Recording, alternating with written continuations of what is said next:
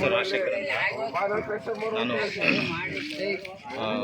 SC/ST ಲೀಡ್ರು ಕೂಡ ಹೌದು. ನಾವು ತಾಲೂಕು ಅಧ್ಯಕ್ಷರಾಗಿ ಕಾರ್ಯನಿರ್ವಹಿಸಿದ್ದೆ.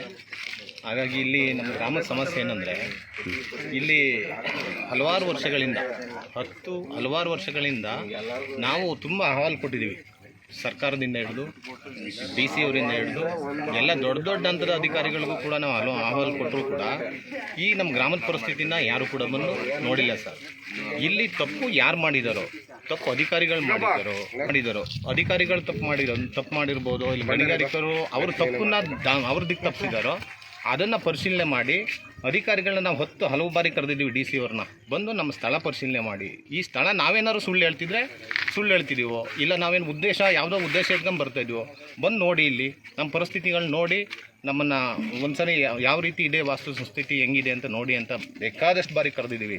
ಆದರೂ ಕೂಡ ಯಾರೂ ನಮ್ಮ ಗ್ರಾಮಕ್ಕೆ ಬಂದು ಭೇಟಿ ಕೊಟ್ಟು ಇದು ಮಾಡಿಲ್ಲ. ಕಳಿಸ್ತಾರೆ, ತಳ ಅಂತಿರೋ ಅಧಿಕಾರಿಗಳನ್ನ ಕಳಿಸ್ತಾರೆ, RIA ಕಳಿಸ್ತಾರೆ, ಇನ್ನು ದಬಾಯಿಸ್ತಾರೆ, ತಹಸೀಲ್ದಾರ್ ಬರ್ತಾರೆ. ಅದನ್ನು ಬಿಟ್ಟರೆ ಇನ್ನು SC ಸಾಹೇಬ್ರು ಒಂದು 2 ಸರಿ ಬಂದವ್ರೆ. ಯಾರು ಬಂದರೂ ಸಹ ನಮಗೆ ನ್ಯಾಯ ಸಿಕ್ಕಿಲ್ಲ. ಈ ಹೋರಾಟ ನಾವು ಮಾಡೋದಕ್ಕೆ ಹಿಡಿದು ಕನಿಷ್ಠ 12-15 ವರ್ಷಗಳಿಂದ ಹೋರಾಟ ಮಾಡ್ಕೊಂಡು ಬರ್ತಾಯಿದ್ದೀವಿ. ಹಾಗಾಗಿ ಇದು ಅಂತ್ಯ ಕಾಣಕ್ಕಾಗಿಲ್ಲ. ಇದು ಮಾಡು ಇಲ್ಲವೇ ಮಡಿ ಅನ್ನೋ ಪರಿಸ್ಥಿತಿಗೆ ಬಂದು ನಿಂತ್ಬಿಟ್ಟಿದ್ವಿ ನಮ್ಮ ಗ್ರಾಮಸ್ಥರು. ದಯಮಾಡಿ ನಾವು ಹೇಳ್ತಾ ಇರೋದು ಇಷ್ಟೇ, ಬಂದು ಪರಿಶೀಲನೆ ಮಾಡಿ ನಮಗೆ ನ್ಯಾಯ ಕೊಡಿಸಿ. ನಾವು ಕೇಳ್ತಾ ಇರೋದು DC ಅವ್ರು ಕೇಳ್ತಾ ಇರೋದು ಇಷ್ಟೇ, ಈಗ ಅರಣ್ಯ ಮಂತ್ರಿ ಅವ್ರು ಕೇಳ್ತಾ ಇರೋದು ಇಷ್ಟೇ, ಅರಣ್ಯ ನಮಗೆ ಎಲ್ಲಿ ಅಂತ ಕನ್ಸಿಡರ್ ಮಾಡಿಕೊಡಿ. ಈಗ ಅರಣ್ಯ ಉಳಿಸ್ಬೇಕು ಅನ್ನೋದು ನಮ್ಮ ಉದ್ದೇಶ. ಬಂದು ಕನ್ಸಿಡರ್ ಮಾಡಿಕೊಡಿ ಅಂದರೆ ಯಾರೂ ಅದಕ್ಕೆ ರೆಡಿ ಇಲ್ಲ. ದಯಮಾಡಿ ನಾವು ಹೇಳೋದು ಇಷ್ಟೇ, ಅವ್ರ ಹತ್ರ ಮನವಿ ಮಾಡ್ಕೊತಾ ಇರೋದು ಇಷ್ಟೇ. ನಮ್ಗೆ ಯಾವುದೇ ಉದ್ದೇಶ ಇಲ್ಲ, ಬಂದು ಈ ಪರಿಸ್ಥಿತಿನ ನೋಡಿ ನಮಗೆ ನ್ಯಾಯ ಬಗೆಹರಿಸ್ಕೊಡಿ. ಇದ್ಬಿಟ್ರೆ ಏನೂ ಇಲ್ಲ ನಮಗೆ. ಏನೇನು ತೊಂದರೆ ಆಗ್ತದೆ? ನನ್ನ ಹೆಸರು ಮಧು ಅಂತ, DSS ಲೀಡ್ರು, ಅರ್ಕೋಟ್ ತಾಲೂಕು ಸಂಘಟನಾ ಸಂಚಾಲಕರಾಗಿ ವರ್ಕ್ ಮಾಡ್ತಾಯಿದ್ದೀವಿ. ಅರಸಿಕಟ್ಟೆ ಕಾವಲು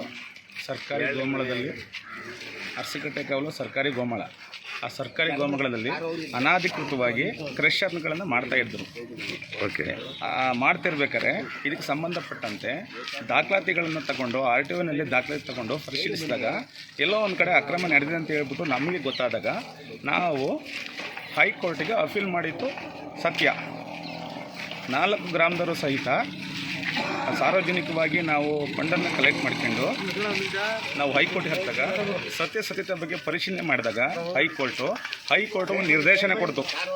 ಅದನ್ನು ಈ ಕ್ರಷರು ಅನಾಧಿಕೃತ ನಡೀತಿದ್ರೆ ಈ ದಾಖಲಾತಿ ಪ್ರಕಾರ ಸುಳ್ಳು ದಾಖಲೆಗಳನ್ನು ಒದಗಿಸಿದ್ರೆ ಈ ದಾಖಲಾತಿಗಳನ್ನು ಸರ್ಕಾರಿ ದಾಖಲಾತಿಗಳ ಪ್ರಕಾರ ನಾವು ಪರಿಶೀಲನೆಗೋಸ್ಕರ ಅಂತ ಹೈಕೋರ್ಟು ನಿರ್ದೇಶನ ಕೊಟ್ಟಾಗ DC ಅವರಿಗೆ ಹಾಕ್ತಾರೆ. ಅದನ್ನು ಆ DC ಅವರು ಇಲ್ಲಿವರೆಗೂ ಕೂಡ ಪುನರ್ ಪರಿಶೀಲನೆ ಮಾಡಿಲ್ಲ.